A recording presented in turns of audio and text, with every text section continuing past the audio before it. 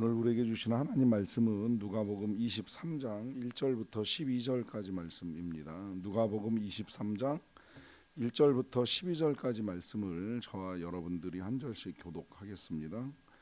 무리가 다 일어나 예수를 빌라도에게 끌고 가서 고발하여 이르되 우리가 이 사람을 보매 우리 백성을 미혹하고 가이사에게 세금 바치는 것을 금하며 자칭 왕 그리스도라 하더이다 하니, 빌라도가 예수께 물어 이르되 네가 유대인의 왕이냐? 대답하여 이르시되 네 말이 옳도다.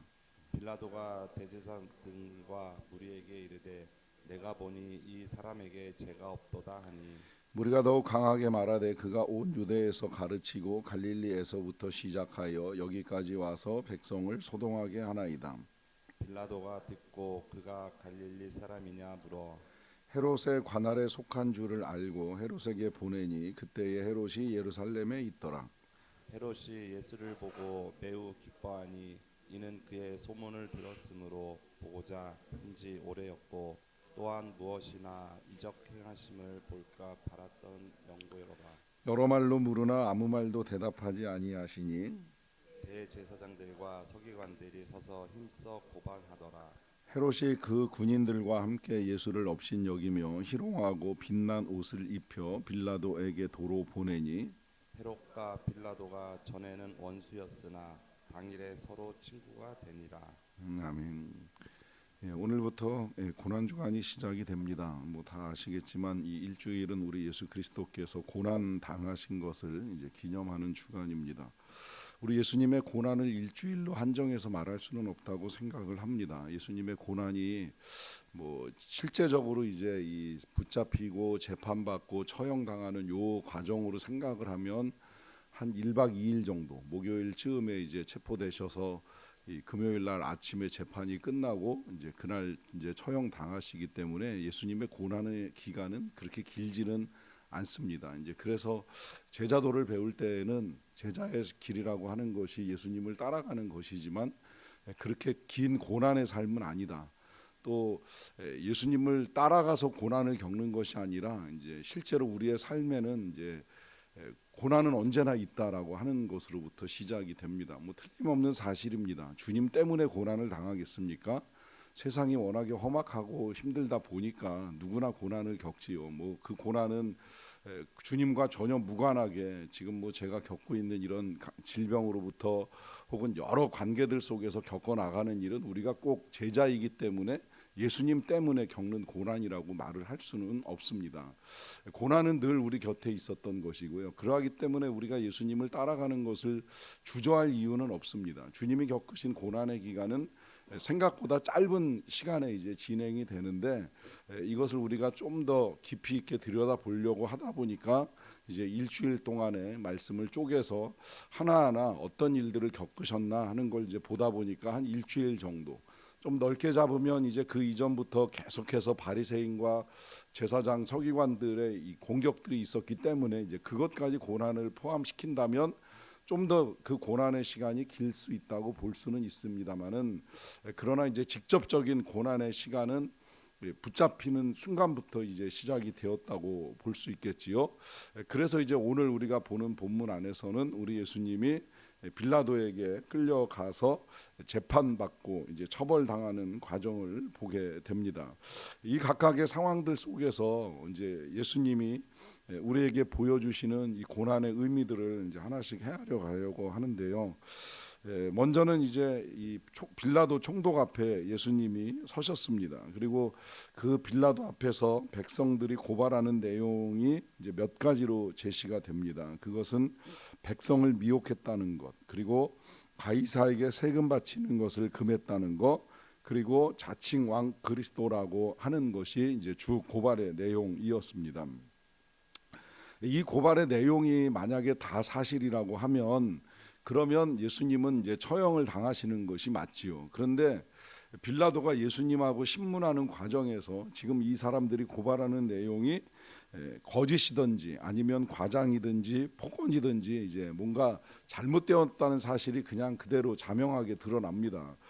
그런데 왜 이 사람들은 이렇게까지 예수님을 과장하고 거짓하고 폭언으로 고발을 하는가라고 하는 생각을 해보게 되면 이유는 한 가지죠. 이유는 미움입니다.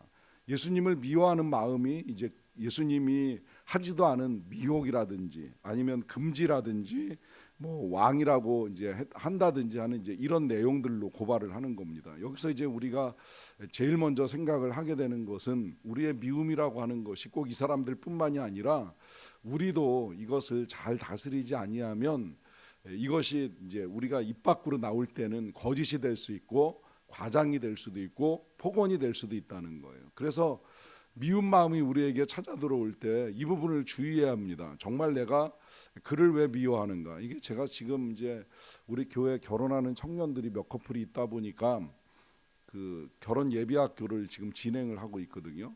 그래서 이제 대화와 소통법을 가지고도 이제 이 강의를 토요일 날 밤에 하다가 이제 목이 더 이렇게 엉망이 돼 버렸는데요. 이 대화와 소통에 있어서 미움을 다룰 때 그 미움의 원인만 가지고 다루지 아니하면 그게 이제 지금 여기 이 사람들이 보여주는 것처럼 과장, 폭언, 거짓으로 발전할 수 있다는 거예요. 그러면 이제 두 사람 사이에 심각한 갈등을 불러옵니다. 지금 그런 일이 벌어지고 있는 거예요. 사실 정확하게 따지고 보면 예수님은 미혹한 일도 없고 선동한 일도 없고 자칭 뭐 왕이라고 하시는 일도 없는데, 그런데 여기에 이제 미움이 담기니까 예수님을 이제 여러 가지 말로 고발을 하게 되는 일이 벌어지는 거죠. 그러다 보니까 이제 빌라도가 예수님을 만나서 네가 진짜 유대인의 왕이 맞느냐라고 하는데, 놀랍게도 예수님은 그렇다라고 하는 대답을 합니다. 근데 더 이상한 건 뭐냐면 그렇게 내가 왕이다라고 대답한 예수님을 보면서 빌라도가 무죄 선언을 해요. 이 사람에게 죄가 없도다라고 하는 말을 합니다. 왜 그럴까요? 예수님이 왕이라는 말씀을 하시기는 하셨지만 그것 때문에 백성들을 선동하거나 혹은 로마를 향해 반역을 일으키는 일을 저지르지는 않으셨거든요. 그럼에도 불구하고 예수님이 왕이라고 말씀하시는 건 예수님이 왕이라는 표현 자체가 틀린 건 아니에요. 지금도 예수님은 왕이시고 유대인의 왕이실 뿐만이 아니라 만왕의 왕이신 건 맞는 사실입니다.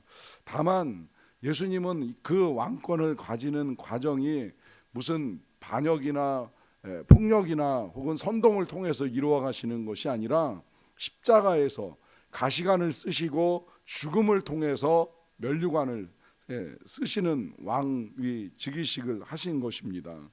그리고 이제 모든 사람의 왕이시고 만물을 다스리시는 권세를 가지셨기 때문에 나 유대인의 왕이다라고 부정을 하실 수는 없으셨어요. 그런데 이 빌라도가 이제 가만히 들여다보다 보니까 그가 그야말로 무슨 지금 당장 무슨 큰 일을 저지를 것 같은 모습을 전혀 안 보여주거든요. 더구나 지지자가 없잖아요.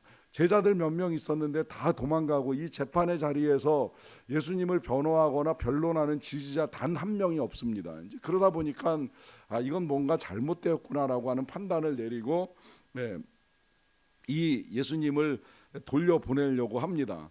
예수님으로서는 왕이 되기 위하여 어떠한 폭력도 반역도 반란도 없었기 때문입니다. 그런데 안타깝게도 이제 이 사람들이 고발을 멈추지 않고 그가 유대로부터 시작해서 갈릴리를 거쳐가지고 이 예루살렘까지 오는 동안에 많은 사람들을 소동케 했습니다 하는 말을 하니까, 지금 이 빌라도가 이제 그들의 고발의 내용을 듣고 그가 갈릴리 사람이냐 확인하고 난 다음에 그렇다고 한다면 그는 그 담당 구역 통치자인 헤롯에게 보내야 된다는 결정을 내리는 거예요. 당시에 이제 유대 전체에서 빌라도가 총독을 맡으면서 빌라도는 주로 남부 유대 지방을 다스리고 북부 갈릴리 지역은 헤롯이 이제 왕으로 통치를 했기 때문에 이제 헤롯에게 넘기려고 하는 거죠. 더구나 이 헤롯이 잠시 예루살렘에 내려와 있었던 유월절이기 때문에 이제 그때 가까이 있었던 헤롯이 이 재판을 진행하라고 넘겨주는 거예요. 이제 그래서 이 헤롯이 예수님을 만나게 되는데 이 예수님을 만나는 헤롯이 아주 기뻐합니다. 이유는 이제 소문으로 계속 들었었거든요.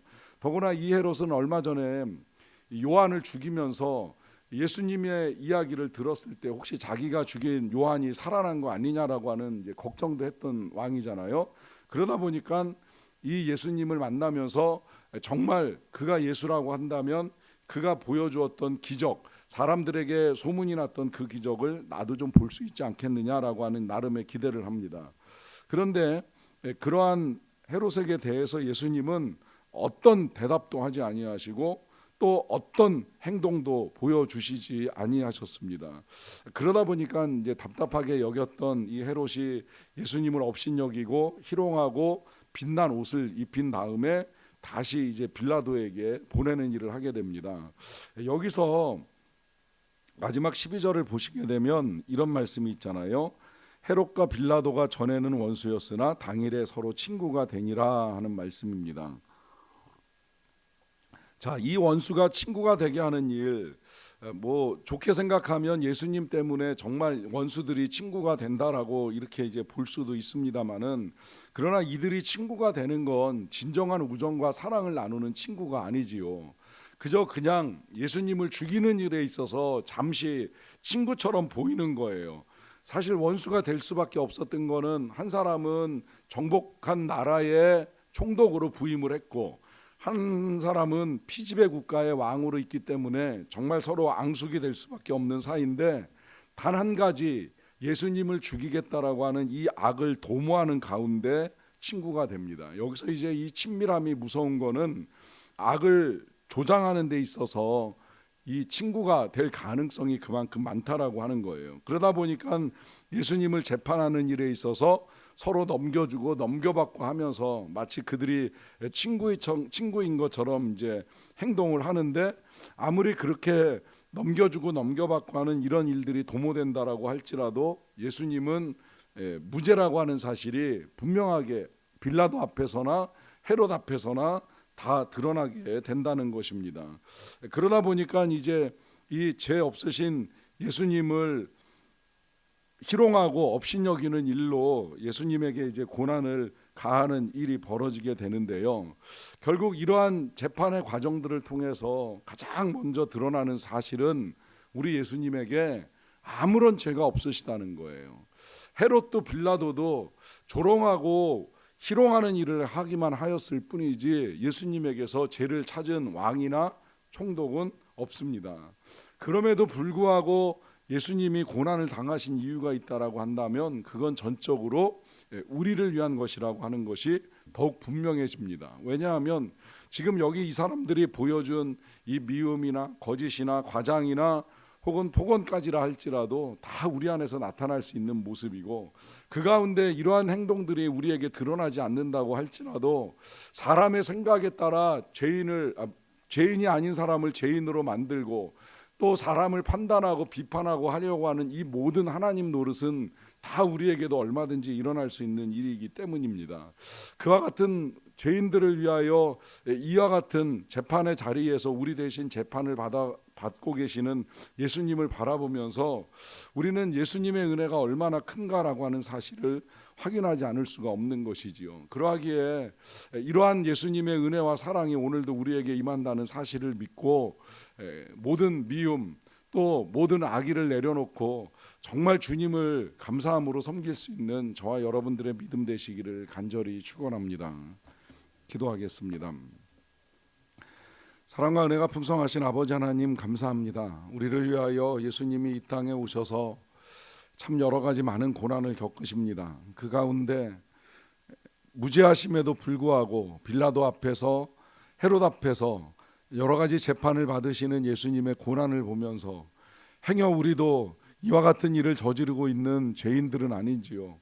우리가 어떤 모습으로 서 있든지 이런 우리들을 위하여 용서의 은혜를 베푸시고 자비의 은혜를 베풀어 주신 주님의 은혜와 사랑을 기억하며 이 한 주간을 더욱 감사함으로 사랑함으로 살기를 원합니다. 예수님의 이름으로 기도하옵나이다. 아멘. 하늘에 계신 우리 아버지